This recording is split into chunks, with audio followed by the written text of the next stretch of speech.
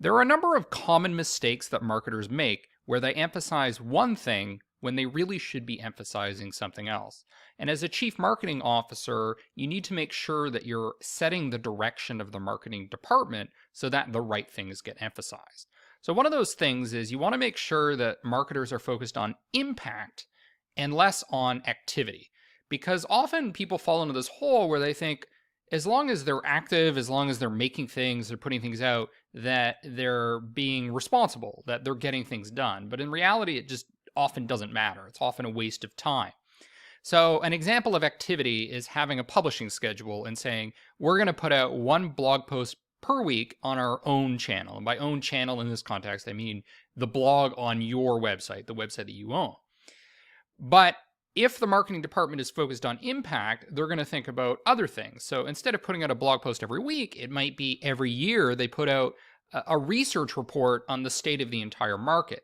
And that single research report that you only put out once per year could have tremendous impact on building the credibility of your brand, on getting visibility with thousands of potential customers, and really putting you on the map.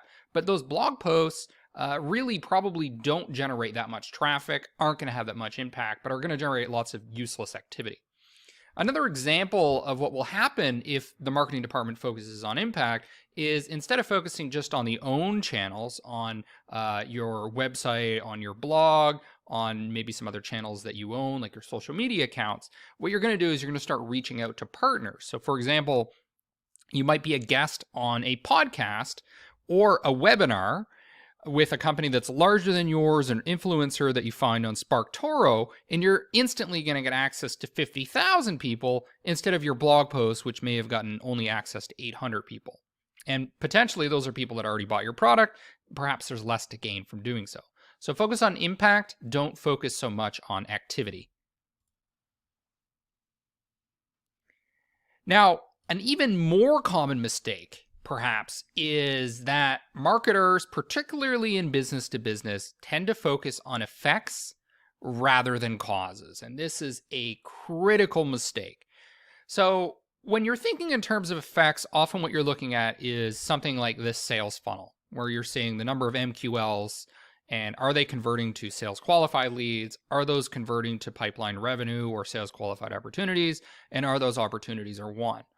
But when you're looking at the funnel from this perspective, really you're just looking at the effects. This is measuring what's the outcomes of the inputs. The inputs are more focused around the persuasion and the marketing psychology that went into convincing somebody to become an MQL, to request a demo, to be willing to have a sales conversation, to wanting to make a purchase in the next 6 months, to actually being a purchasing customer.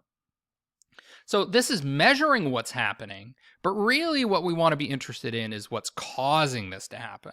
So this is why you're going to put more emphasis on a funnel from this perspective, from this more psychological perspective, which is, are people aware of your brand? Do they like your brand as well? Are they aware of your category? Do they believe that your product category is the best solution to their problem? So we also need to think about problem awareness. We need to think about, are they aware of our product? Do they believe that our product is the best in the category? Are they aware of things like your free offer, like your demo, or perhaps the $100 incentive that you've given them to take a demo? Are they aware of your paid offers? Are they familiar with your sales team? So these types of things are getting at the root of what causes people to become one customers and less about just sort of measuring the effects. So at a higher level, kind of what I'm saying with the difference between causes and effects is more about attribution. Let's measure what's already happened. Let's look at the data to see what are we experiencing, particularly in the short term or in the immediate past. When we're thinking about causes, we're thinking about marketing psychology. So things like Cialdini's 6 principles of persuasion. Are we doing things like creating a sense of scarcity, positioning ourselves as an authority figure? Are we aligning with authority figures? Are we likable? Do we have a likable brand? Do we have a likable sales force? Are we doing things to help build consensus with buying committees? These are the types of things that persuade people. And when they're persuaded, then we can look at the attribution to see that it was successful. So effects is more about measuring the success of the inputs. It's measuring the outputs. But really, we need to be focused today in the present on the causes, the inputs.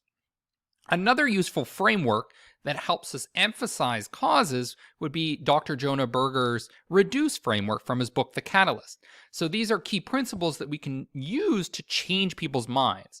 So maybe they're with a competitor and we need to persuade them to go with us, or perhaps they just don't believe that our product category is the best solution. Well, we can use this framework to help structure the persuasion to make them become paying customers or to at least trial our product. So one thing that we often see when there's an emphasis on attribution is there's certain things, because of programs like Visible and attribution software and tracking that we're seeing with UTM codes through Marketo and Salesforce, etc., is things like Google search. Oh, wow, it looks like a lot of our sales are coming in through Google search. But really, the question you need to be asking is, what is causing people to search on Google? Yes, that may be the last thing they do before they request a demo or make a purchase on your website. But ultimately, what got them to the point where they're going to Google either perhaps the product category, or they're going to Google your brand? Well, it's going to be things like trigger events that happened in their business. Things like they're in a lawsuit, they went through a divorce, or they recently merged with another business. These are the causes that make people want to do a search on Google. Or perhaps they heard about your brand on a podcast or on YouTube or in an article they read in a trade magazine. That's how they heard about you, and then they're going to go and Google you. Now, one of the most undervalued things that's happening under the table here is word of mouth. So word of mouth is driving a lot of this, which is why I believe that a critical part of persuasion is this concept of authority. So it's going to influencers and influential brands that you can identify through tools like SparkToro. You can identify them as the admins on Facebook groups, people that are running events, key spokespeople in industries, etc. Get those people to endorse your brand, and then people are going to go and Google you. So these types of causes are often not so easy to measure because they're happening in non-digital ways. They're happening through things like word of mouth discussions around dinner tables or at events, at trade shows. But those are the causes that you should be focused on, because that's where the persuasion happens that causes people to do things like search. So what I like to say is, you want to focus on planting seeds. You don't need to focus so much on harvesting them, because the harvesting's easy, right? All the work's been done, things have been fertilized, the seeds have been planted. If you don't focus on planting the seeds and are just focusing on the harvesting, what ends up happening is you just harvest a bunch of dirt. You're shoveling dirt into your sales pipeline. And then no wonder your conversion rates are going to be so terrible that only a fraction of people visiting your website are going to convert, because you haven't focused on the causes. And the causes is all about persuasion. So I'm going to give you an example here. So this is real data from an affiliate campaign that I ran recently. And if you look at it, it looks like the conversion rate's great. I had 7 clicks in one purchase, and out of those 7 clicks, 5 people signed up. Wow, awesome conversion rate. But nobody cares because the impact is terrible. It's one purchase, one commission. So it was like $75 or something for this. And it's pocket change, right? Especially if you're in a large business. What's $75? It's nothing. So often what I see in the marketing world is there's this huge emphasis on conversion rates, conversion rate optimization. Let's optimize the heck out of everything. But you can only squeeze so much out of these things because you need to be focused on the volume. Where's the big impact? Another example that I had when I was working in Silicon Valley was I was working at a business and I was trying to figure out how to increase the conversion rate of the website. And I went to the Wayback Machine to see, okay, well, what did the website look like before? What were the conversion rates? And I was thinking, oh, if we change this color, that color, if we change the call to action. But all of this was really just tweaking. It was really just focused on minor conversion lifts. The real impact came from insights, from looking at SEMrush, and I use this tool called the Audience Overlap tool. What I realized was approximately half the people visiting our website were actually technical people. These were developers.